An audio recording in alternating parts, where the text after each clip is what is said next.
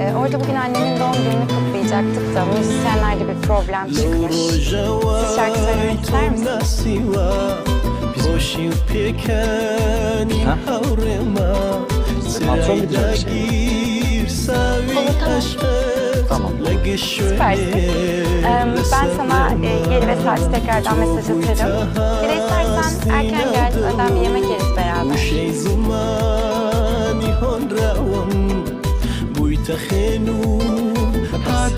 Haber verin. Çok. Hoşça kal diyemiyoruz çünkü. Yaşa. شماوی عشقی تو لرو مدا بهمنی گویا هند خوشم دوی شوخی جان و شرمنی فرشته خون و خیالم لبری گشت خم و تاسم نخوم زیاتر خوشم بوی قضا که ویله ناسم